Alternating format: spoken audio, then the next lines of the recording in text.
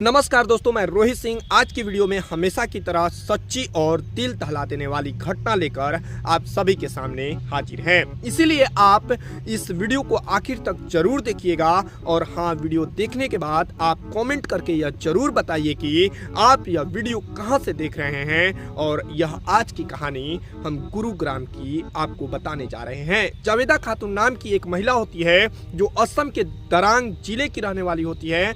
उसकी उम्र लगभग 32 साल की होती है और उसका तलाक भी हो चुका होता है। तलाक के बाद वह गुरुग्राम में अपनी एक रूममेट के साथ सुखराली गांव में किराए के घर पर रहती है। वहीं 26 से 27 नवंबर की आधी रात को जब जावेदा अपने कमरे से निकलती है तो रूममेट को यह कह कर जाती है कि वह अपने एक फ्रेंड के पास जा रही है और 1.5 से 2 घंटे में वह वापस आ जाएगी। अंदर से वह दरवाजा मत बंद करे। जब जावेदा नहीं आई तो इंतजार कर रूममेट ने करीब 2 घंटे बाद रात करीब 2 बजे उसे कॉल किया, लेकिन उसका फोन लगातार जावेदा का फोन लगातार स्विच ऑफ बताने लगता है। कई बार ट्राई किया, कोई जवाब उधर से नहीं मिलता, फोन बंद बता रहा होता है और उसका कोई मैसेज भी नहीं आता। रूममेट बहुत डर सी जाती है और अगले दिन तक भी जब वह नहीं लौटी तो रूममेट ने 1 दिसंबर को सेक्टर 18 थाने में जावेदा खातून की गुमशुदगी की रिपोर्ट दर्ज करवाई। 6 दिसंबर को सेक्टर 29 थाना पुलिस को जानकारी मिली कि इफ्को चेक मेट्रो स्टेशन के पास एक महिला की लाश पड़ी है। पुलिस तुरंत मौके पर पहुंचती है। जब पुलिस कर्मी गड्ढे के अंदर उतरे तो मिट्टी के नीचे एक महिला की बॉडी दबाई हुई मिली। पुलिस ने बॉडी को बाहर निकलवाया और पोस्टमार्टम के लिए भेज दिया होता है। इसके बाद पुलिस ने आसपास के सभी थानों में दर्ज गुमशुदगी की रिपोर्ट चेक की। जांच में पता चला कि सेक्टर 18 थाने में जावेदा खातून नाम की महिला की गुमशुदगी दर्ज है। जब पुलिस ने गुमशुदगी रिपोर्ट की जांच की तो पता चला कि जावेदा खातून की रूममेट ने गुमशुदगी दर्ज कराई थी। पुलिस ने तुरंत उसे थाने बुलाया और मौके पर ले जाकर बॉडी की पहचान करवाई। रूममेट ने पुष्टि कर दी कि मिट्टी के नीचे मिली लाश जावेदा खातून की ही है। शिनाख्त होने के बाद पुलिस ने रूममेट से पूछताछ शुरू कर दी। रूममेट ने पुलिस को बताया कि जिस दिन जावेदा गायब हुई उस दिन उसने कहा था कि वह अपने एक फ्रेंड से मिलकर आ रही है और 1.5 से 2 घंटे में वह वापस आ जाएगी। जाते जाते उसने रूममेट से यह भी कहा था कि दरवाजा बंद मत करना क्योंकि वह जल्दी लौट आएगी। लेकिन उसके बाद जावेदा न लौटी और उसका फोन भी बंद हो जाता है। यही देखकर रूममेट को शक हुआ और उसने उसकी गुमशुदगी की रिपोर्ट दर्ज कराई होती है। पूछताछ के बाद पुलिस जांच में जुट जाती है। 32 साल की जावेदा खातून की मौत की गुत्थी सुलझाने के लिए पुलिस ने सीसीटीवी फुटेज खंगाले, उसके मोबाइल की कॉल डिटेल्स निकाली और आसपास एक्टिव सभी मोबाइल की लोकेशन चेक की। जांच में पता चला कि जावेदा के मोबाइल की आखिरी लोकेशन सुशांत लोक और सेक्टर 29 के बीच थी। जब पुलिस ने उसका CDR देखा तो पता चला कि संजय नाम के शख्स का नंबर बार-बार जावेदा से जुड़ रहा था। इसी आधार पर पुलिस टीम संजय की तलाश में सुशांत लोक पहुंच जाती है और उसके ताऊ के कमरे पर छापा मारा, लेकिन संजय वहां नहीं मिला। वह पहले ही फरार हो चुका होता है।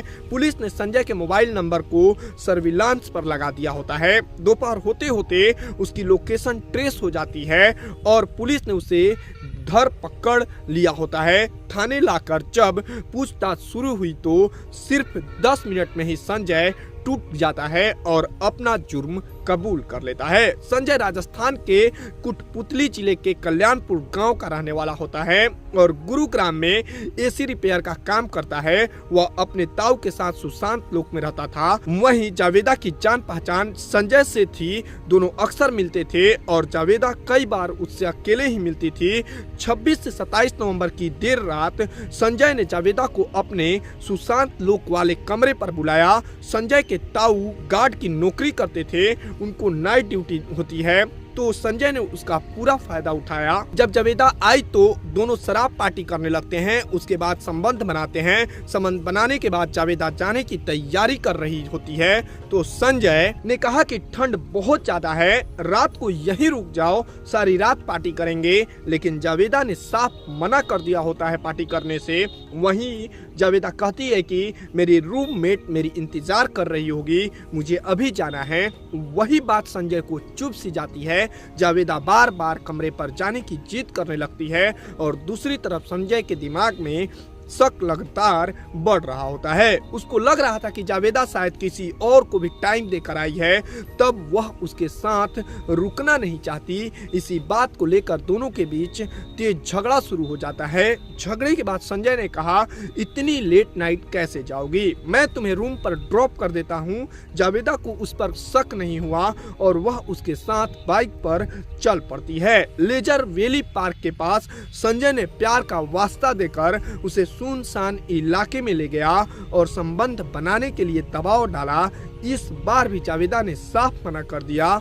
गुस्से में संजय ने उसे पकड़ लिया और गला घोटकर वहीं उसे मार देता है। पास ही छोटा सा गड्ढा होता है। संजय ने लाश को एक छोटे से गड्ढे की तरफ घसीटा, वहां हाथों ही हाथ मिट्टी को खोद दी और फिर लाश के ऊपर उस मिट्टी को डाल दी ताकि किसी को उसकी बॉडी दिखाई ना दे। उसने सोचा कि कुछ दिन बाद शरीर मिट्टी में गल जाएगा और किसी को पता भी नहीं चलेगा।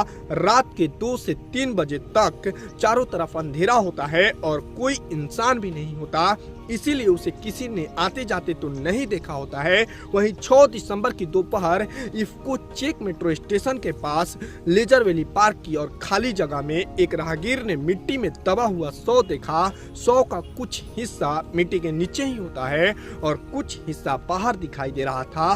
शव देखकर राहगीर ने तुरंत पुलिस कंट्रोल रूम में सूचना दी। अगर पुलिस ने 1 दिसंबर को जब जावेदा की गुमशुदगी की रिपोर्ट दर्ज हुई थी उस वक्त भी सही ढंग से जांच की होती तो शायद उसकी लाश और कातिल पहले ही पकड़े जा चुके होते। जावेदा की मौत की कहानी से हमें यही समझ में आता है कि गुस्से और बदले की भावना हमें गलत रास्ते पर ले जा सकती है। हमेशा शांति, समझदारी और सही सोच से ही किसी समस्या का हल करना चाहिए। झूठ, ब्लैकमेल और बदले की भावना कभी भी सही रास्ता नहीं दिखाती। प्यार और भरोसे में समझदारी और ईमानदारी बहुत जरूरी है। हमारा उद्देश्य यह है कि लोग इन घटनाओं से सीखें और गलत रास्ते पर चलने से बचे। यह कहानी एक अहम चेतावनी है जो हमें बताती है कि जीवन में सही फैसले लेना कितना जरूरी है। हमें मिलकर एक बेहतर समाज बनाने की कोशिश करनी चाहिए जहां प्यार और ईमानदारी की अहमियत हो। ऐसी सच्ची घटनाओं और उनसे मिले संदेशों के साथ मैं फिर लौट कर आऊंगा। तब तक के लिए सुरक्षित रहें, सतर्क रहें और याद रखें कि हर कदम सोच समझ कर उठाएं।